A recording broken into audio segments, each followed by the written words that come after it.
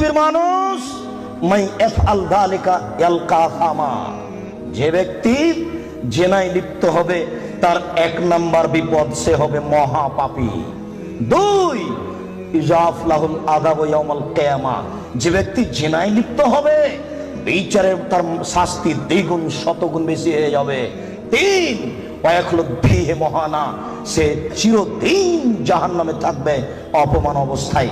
শুনুন, জেনায় লিপ্ত হলে 3টে বিপদ আছে। 1, সে হবে মহাপাপী। 2, বিচারের মাঠে তার শাস্তি দ্বিগুণ শতগুণ বেড়ে যাবে। 3, সে চিরদিন জাহান্নামে থাকবে। মহান আল্লাহ বলেন, ওয়াসানিয়াতু ওয়াসানি ফাজলিদু কুল্লা ওয়াহিদিন মিনহুমা মিআতা জালদা। পৃথিবীর মানুষ, বিবাহিত পুরুষ নারী যারা জেনায় লিপ্ত হচ্ছে তাদেরকে 100 লাঠি পিটাও। এখানে বলা হয়নি বিবাহিত না অবিবাহিত, তবে মারার সময় যেন তোমাকে মায়া মহব্বত ভাতৃত্বভাব না ধরে, একবারে যথাযথ পিটাও। সম্মানিত উপস্থিতি, আল্লাহ তাআলা এই পর্যন্ত এখানে বলেছেন। আমি আপনাকে জেনার আলোচনা করতে গিয়ে প্রথমে আলোচনা করছি জেনার বিপদ। জেনা করলে মানুষের উপরে বিপদ আসবে। 1, অল্প বয়সে মরণ হবে, মহামারী হবে, কলেরা হবে। 2, এমন রোগ হবে যে রোগ বংশে ছিল না, যে রোগ ডাক্তার চিনে না, যে রোগ বংশে ছিল না, যে রোগ ডাক্তার চিনে না। শুনুন, জেনায় লিপ্ত যদি মানুষ হয় তাহলে অল্প বয়সে মরণ হবে, কলেরা হবে, মহামারী হবে। 3টে সমান 1টা।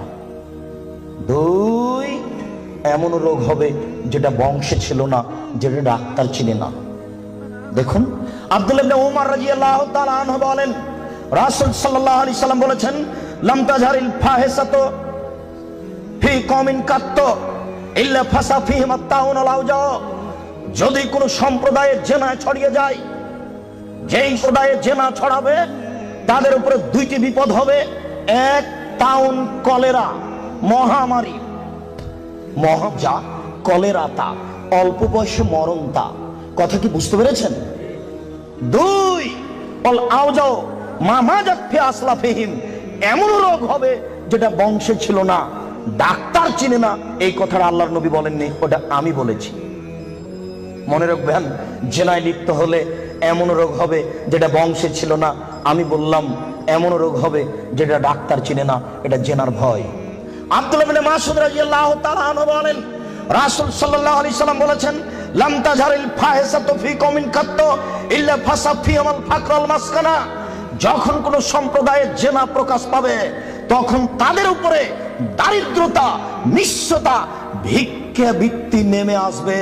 তাকে একদিন না একদিন ভিক্ষুক হতেই হবে। কোটি টাকা ইনকাম করলে তার সংসারে সুবিধা আসবে না। বউ স্ত্রী পরকীয়া প্রেমে লিপ্ত, স্বামীও পরকীয়া প্রেমে লিপ্ত, দুইজন দুইজনকে গালি দেয়। সারাদিনে 3 কোটি টাকা ইনকাম করে আর রাত্রে এসে দুইজন মারামারি করে। বলেন এরা ভিক্ষুক কিনা? বলেন দেখি, এদের কি আছে জীবনে বলেন? একদিন টাকা শেষ হবেই। আমি অনুবাদক, 1450 বছর পূর্বে মুহাম্মদ সাল্লাল্লাহু আলাইহি ওয়াসাল্লাম বলেছেন, যেই সমাজে সুদ এবং জেনা প্রকাশ পাবে, যেই সমাজে সুদ এবং জেনা প্রকাশ পাবে, সেই সমাজের উপরে ভিক্ষাবৃত্তি নেমে আসবে। তাদের অর্থ সম্পদ ধ্বংস হবেই, তাকে একদিন না একদিন ভিক্ষুক হতে হবে। এটা জেনার প্রথম বিপদ।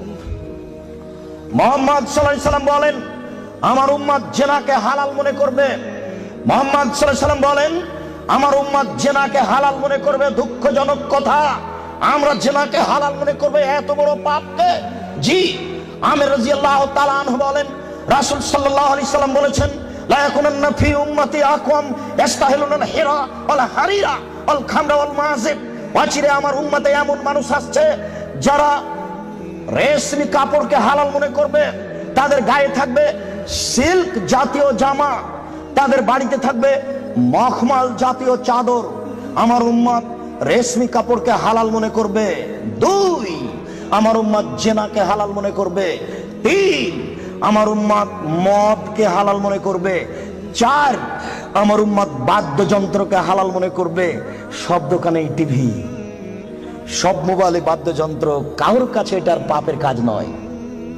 কেউ ভাবে না এটা পাপের কাজ। মুআয ইবনে জাবাল রাদিয়াল্লাহু তাআলা আনহু বলেন, রাসূল সাল্লাল্লাহু আলাইহি সাল্লাম বলেছেন, নেতৃত্ব শুরু হয়েছে নবী দিয়ে, দয়া দিয়ে, তারপরে নেতৃত্ব হবে খলিফা দিয়ে, দয়া দিয়ে, তারপরে নেতৃত্ব হবে জোর যার মুল্লুক তার, তারপর নেতৃত্ব হবে নেতা, হবেই হবে, সে যে কোনো মূল্যে তাকে হওয়াই লাগবে, যে কোনো মূল্যে।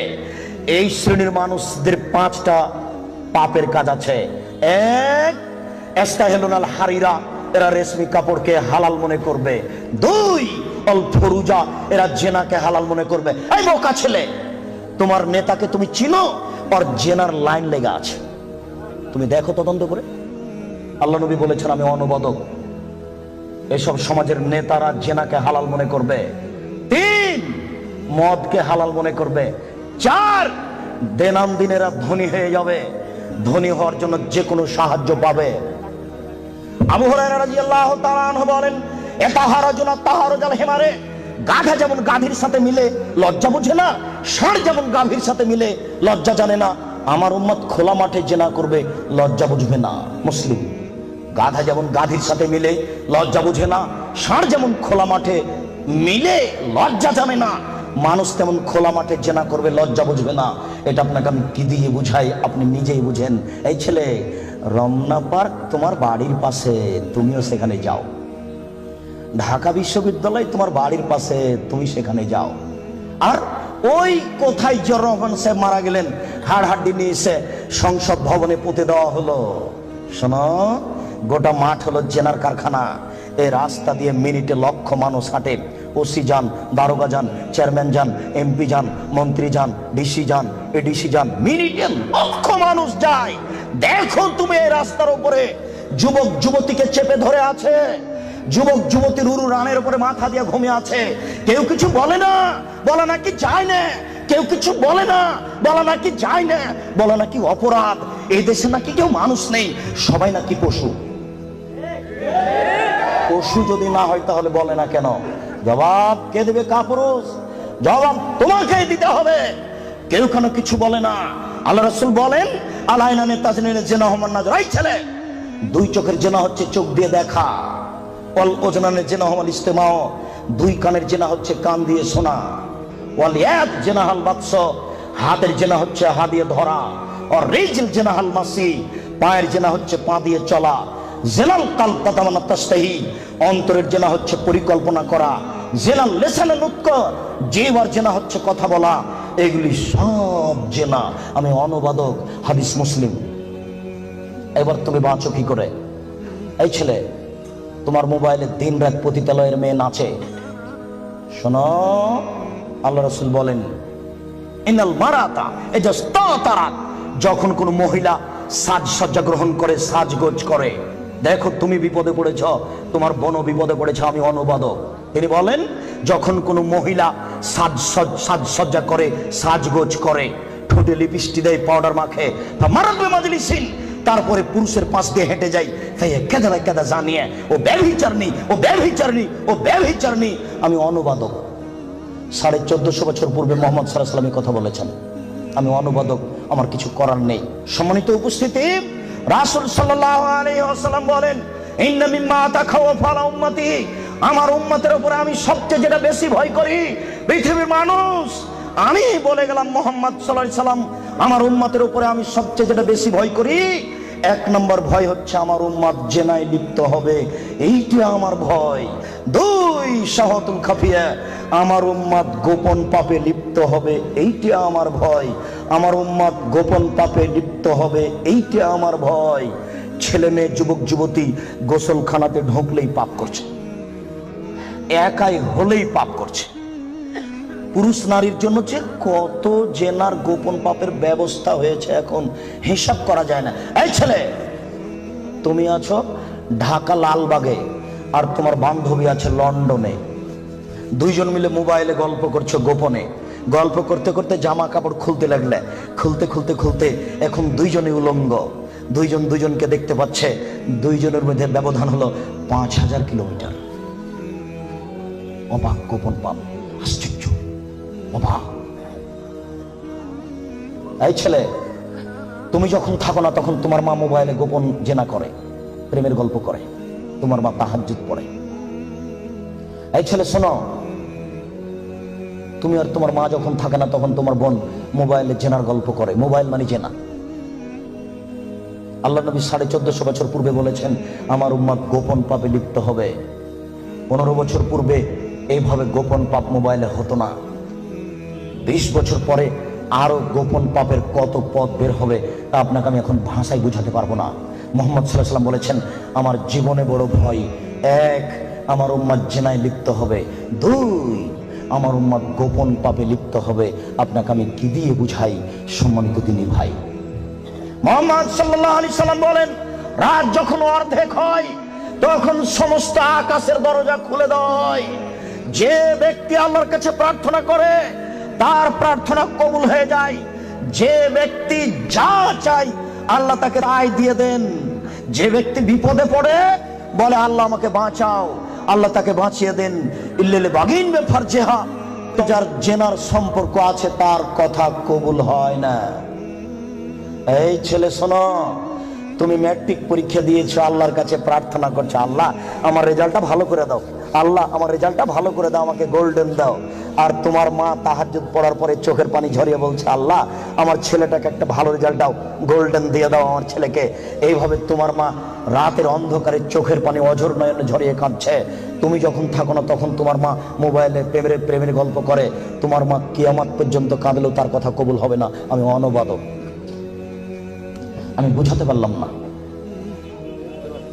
অর্ধেক রাত হলে আকাশের দরজা কি হয়? খুলে দেওয়া হয়। যে যা চাই তাকে আল্লাহ তা দিয়ে দেন। যে যে বিষয়ে প্রার্থনা করে সেটা আল্লাহ কবুল করেন। যে যে কোনো বিপদে পড়েছে আল্লাহ তাকে উদ্ধার করেন। তবে যার জেনার সম্পর্ক আছে তার কথা আল্লাহ কবুল করেন না।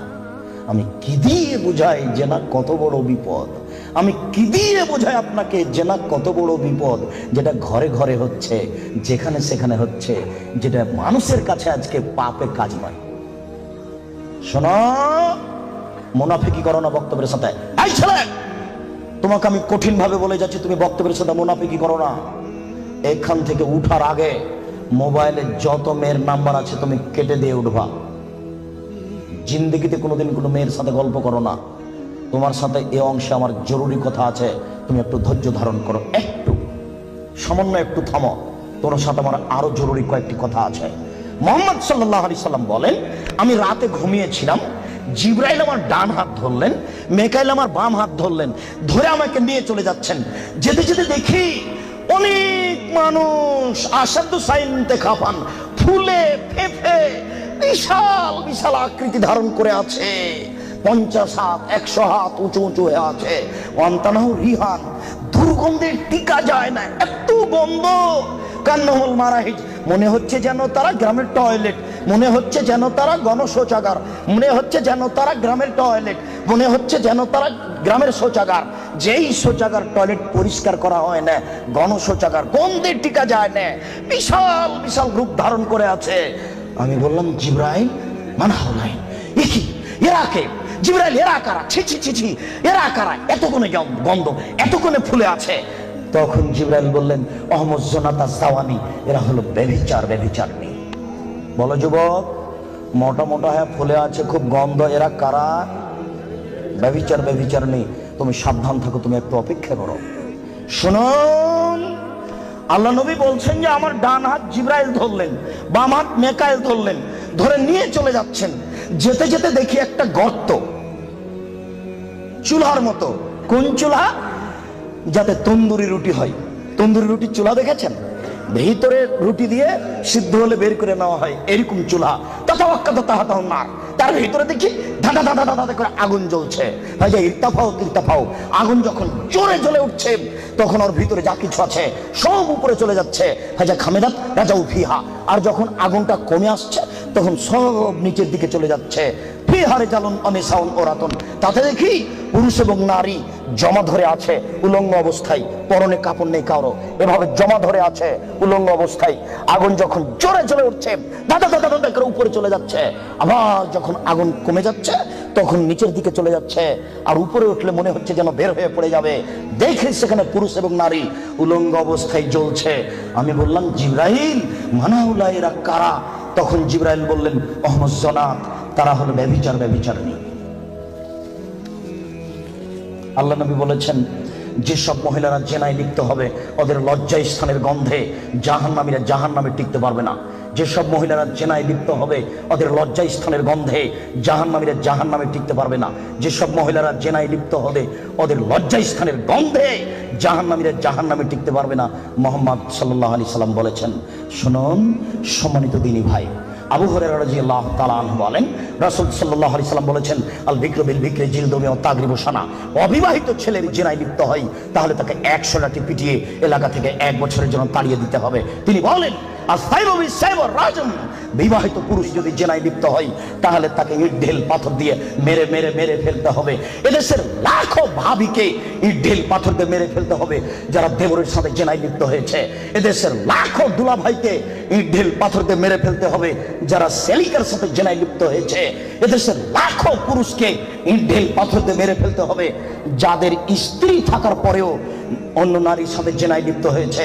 এদেশের লাখো নারী বেহায়া বেশরমা লজ্জাহীনা নারী যারা স্বামী বাড়িতে থাকার পরেও অন্য পুরুষের সামনে নিজের পরনের কাপড় খুলে উলঙ্গ অবস্থায় জেনায় লিপ্ত হয়। শুনুন, এদের ইট ঢেল পাথর দিয়ে মেরে মেরে মেরে ফেলতে হবে, এদের বাঁচার কোনো পথ নেই। রাসূল সাল্লাল্লাহু আলাইহি সাল্লাম বলেন 3 শ্রেণীর মানুষকে হত্যা করতে হয়, তবে 2 শ্রেণীর মানুষের বাঁচার পথ আছে।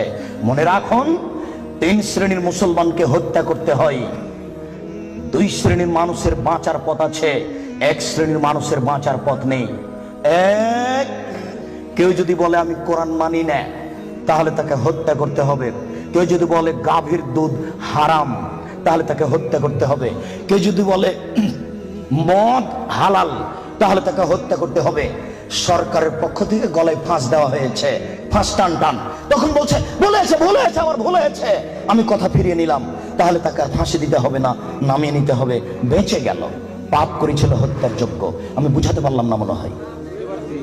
2, কেউ যদি কাউকে হত্যা করে তাহলে তাকে হত্যা করতে হবে, এর নাম কিসাস। এই ছেলে, তোমার দাদার বয়স 90 বছর, তাহাজ্জুদ পড়ে ফজরের টাইমে বের হচ্ছিল মসজিদে নামাজ পড়তে যাবে। কালকে তোমার দাদাকে একটা ছেলে গালি দিয়েছে, তাহাজ্জুদ পড়তে বের হওয়ার সময় দেখো ওই ছেলেটা, তোমার দাদা এক থাপ্পড় দিতে ছেলেটা মারা গেছে। এখন তোমার দাদাকে কেসাস স্বরূপ ফাঁসি দিতে হবে সরকারের পক্ষ থেকে, তবে তোমার দাদার বাঁচার পথ আছে। ওই ছেলেটার বাপ মা যদি বলে আচ্ছা যাক আমাদের ছেলেকে মেরেছে আমরা মারবো না, তাহলে তোমার দাদা বেঁচে গেলেন। কথা কি বুঝাতে পেরেছি? 3, রাজুলুন জানা বাদায় হেসানিন, কে যদি বিবাহ করার পরে জেনায় লিপ্ত হয় তাহলে তাকে হত্যা করতে হবে, তার বাঁচার কোনো পথ নেই। কেউ যদি বিবাহ করার পরে জেনায় লিপ্ত হয় তাহলে তাকে হত্যা করতে হবে, তার বাঁচার পথ নেই। একটু জাতের মানে তুমি গ্রামে দিয়ে গ্রামের সম্প্রদায়ের একজন মহিলা আসলো আল্লাহ রাসূলের দরবারে এসে বলছে তাহিরনি ইয়া রাসূলুল্লাহ, হে আল্লাহ রাসূল আপনি আমাকে পবিত্র করুন। তখন আল্লাহ রাসূল বললেন ইরজি, বাড়ি তুমি ফিরে যাও, আস্তাগফিরুল্লাহ, আল্লাহর নিকটে ক্ষমা চাও, ও তুবি ইলাইহি, তুমি তওবা করো, তোমার পাপ ক্ষমা হয়ে যাবে। তখন মহিলাটি বলছে হ্যাঁ তুরাদ্দাদুনি কামা রাদ্দাদা মাইজুল মালিক, আপনি মাইজুল মালিকের বিচার না করে বারবার ফিরিয়ে দিয়েছিলেন, আপনি কি আমাকে সেইভাবে ফিরিয়ে দিতে চাচ্ছেন? আমার পেট উঁচু হয়েছে, অবৈধ সন্তানে আমার পেটে অবৈধ সন্তান রয়েছে, দয়া করে আপনি আমাকে ফিরিয়ে দিন না, আমার বিচার করে দেন। তখন আল্লাহ রাসূল বললেন আচ্ছা ঠিক আছে, ইরজিই হাত্তা তালিদি, তুমি বাড়ি চলে যাও, যেদিন তোমার বাচ্চা হবে সেদিন আসিও, বিচার করে দেব। মহিলা বাড়ি চলে গেল। বাচ্চা সবে মাত্র প্রসব হয়েছে, মুসলিম গ্রন্থে এসেছে ওই বাচ্চাটাকে ন্যাকড়ার মধ্যে জড়িয়েছে, প্রসব হওয়া মাত্র জড়িয়ে নিয়েছে আল্লাহ রাসূলের দরবারে এসে বলছে আল্লাহ রাসূল এ দেখেন বাচ্চা প্রসব হয়েছে, বিচার করে দেন। আল্লাহ রাসূল মাথাটা নিচু করে বলছেন ইরজি, বাড়ি চলে যাও, ফারজি হে, বাচ্চাকে দুধ খাওয়াও, হাতে কাঁপতে মেহে, যেদিন বাচ্চা দুধ ছেড়ে দিবে সেদিন আসিও, বিচার করে দেবো। মহিলা চলে গেল, বাচ্চাকে 2 বছর দুধ পান করালো। 2 বছর পরে মহিলা বিচারালয়ে উপস্থিত, অফিয়াদেহি কেসরাত খুবসিন, এমন অবস্থায় বাচ্চার হাতে এক টুকরা রুটি রয়েছে, এই রুটি প্রমাণ করে বাচ্চা খাদ্য খেতে পারে। ওয়াসাদাহু বেয়াদের রাজুলিন মিনাল মুসলিমিনা, আল্লাহ রাসূল ওই ছেলেটাকে একজন মুসলমানের হাতে সমর্পণ করলেন, বললেন যাও তুমি এই ছেলেটাকে লালন পালন করো।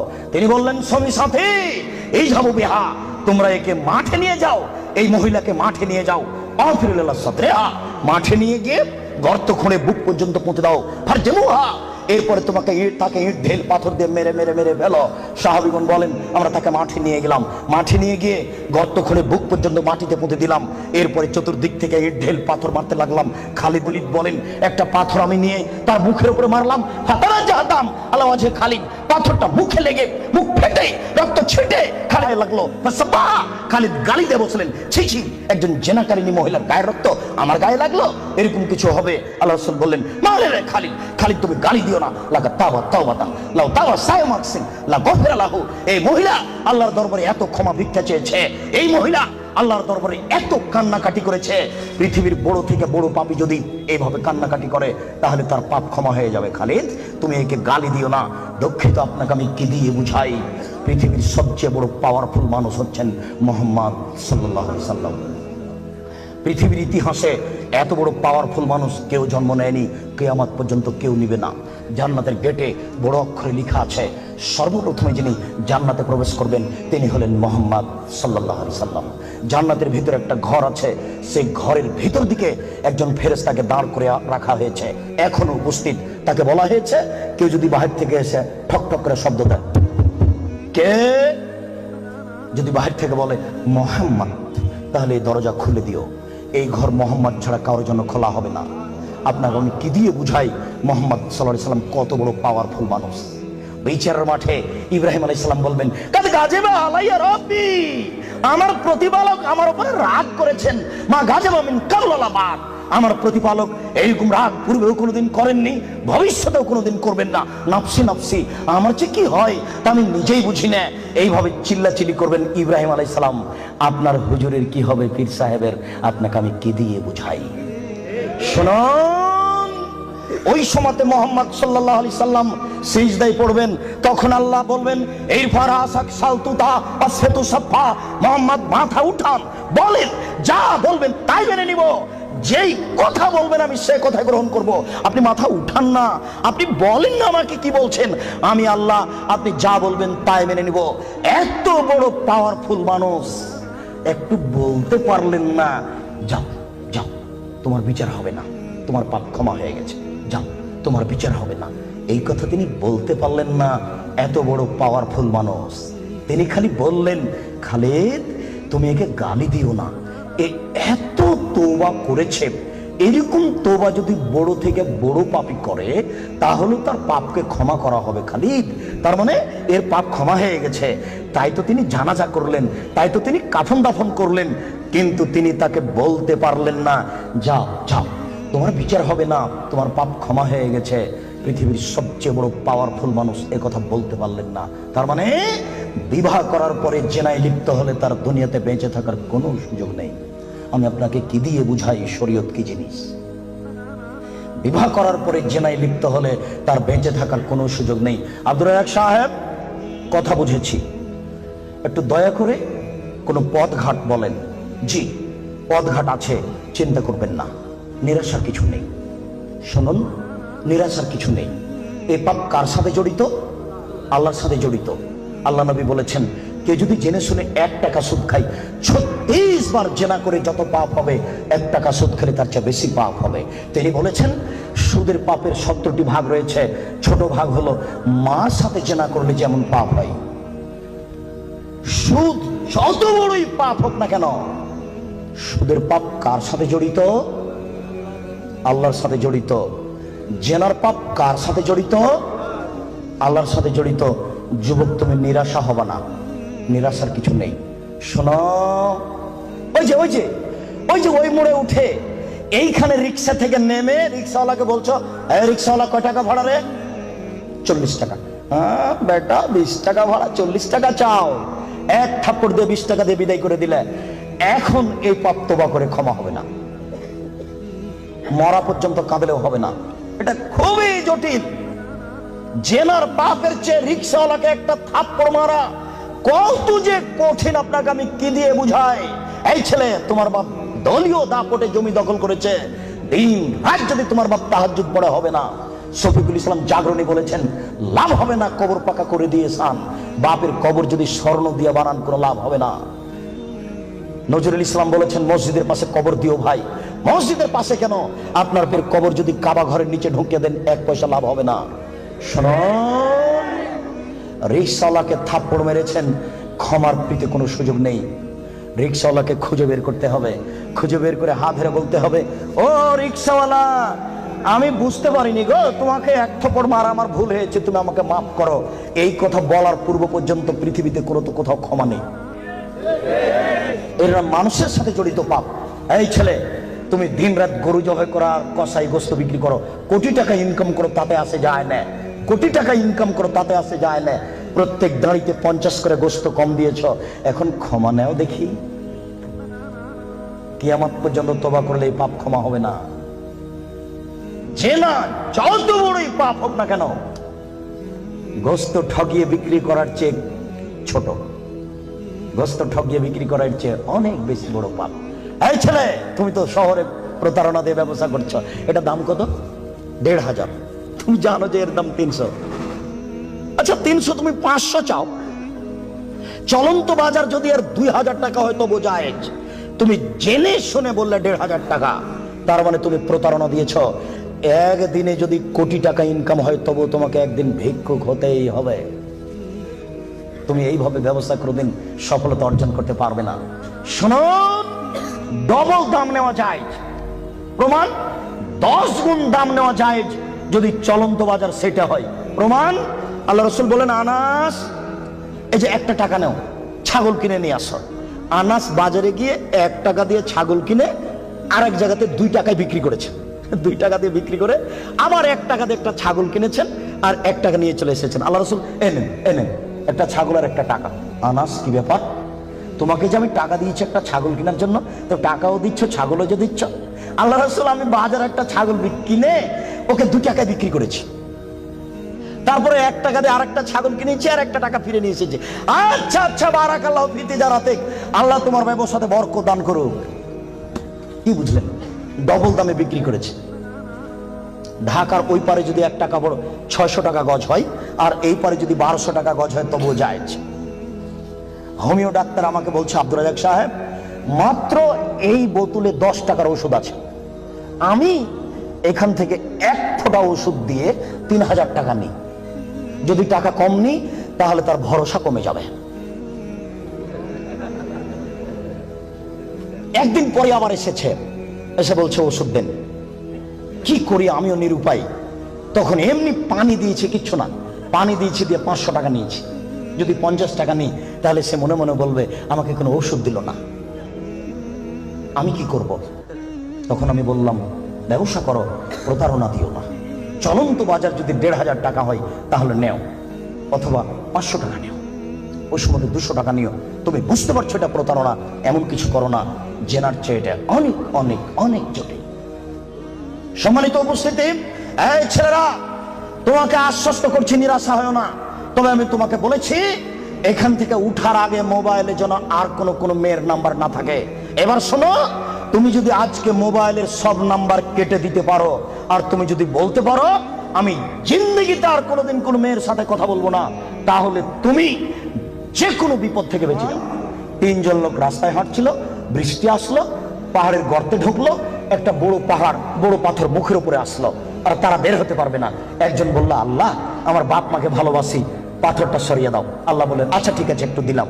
একজন বলল, আল্লাহ, আমি একটা লোককে কাজে নিয়েছিলাম, অর্ধেক দিন কাজ করার পরে চলে যাবে। আমি বললাম, টাকা নেও। বলছে, না, নিব না। কদিন পরে এসে বলছে, টাকা দেন। আমি বললাম, গরু ছাগল নিয়ে যাও। আমাকে বলছে, মজাক করবেন না, একদিনের টাকা দেন। আর আমি বললাম, মজাক করিনি, তুমি গরু ছাগল নিয়ে যাও না। সব নিয়ে চলে গেল।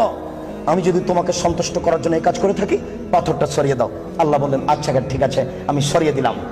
3 জনের তৃতীয় জন বলছে, আল্লাহর নবী, আমার একজন চাচাতো বোন ছিল, আমি তাকে জীবন বাজি রেখে ভালোবাসতাম, আমি তার সাথে জেনা করতে চাইলাম, ফাবাত, সে নাকচ করে দিল।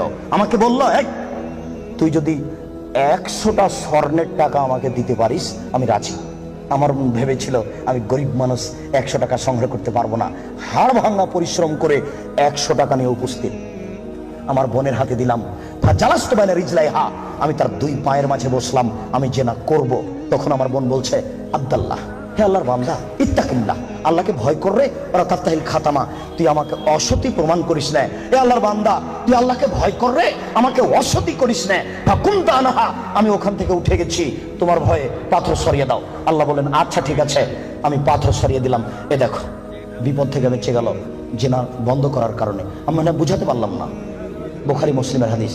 দুই, এই ছেলে শোনো, শুধু বাঁচা নয়, আজকে থেকে তুমি যদি বলতে পারো, কোন মেয়ে যদি তোমার সাথে জেনার গল্প করতে চাই, তাহলে তুমি মোবাইলে বলবা ইন্নী আখাফুল্লাহ, আমি আল্লাহকে ভয় করি, জিন্দেগিতে আমি তোমার সাথে আর কোনোদিন কথা বলবো না, তুমি আমার সাথে কথা বলবো না। এই কথা যদি তুমি বলতে পারো, বিচারের মাঠে তুমি বিশেষ ছায়াতলে 7 শ্রেণীর মানুষ থাকবে, তবে তুমি একজন। বুখারী মুসলিম। আমি কি বুঝাতে পেরেছি? তার মধ্যে তুমি একজন।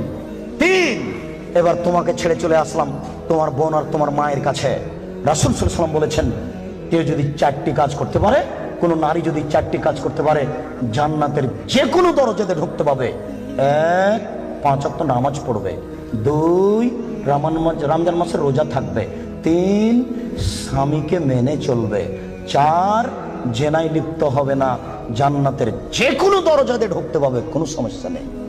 এবার সবার জন্য আল্লাহ তাআলা বলেন, ওয়ানাহান নাফসা আনিল হাওয়া ফাইনাল জান্নাতাল হিয়াল মাওয়া।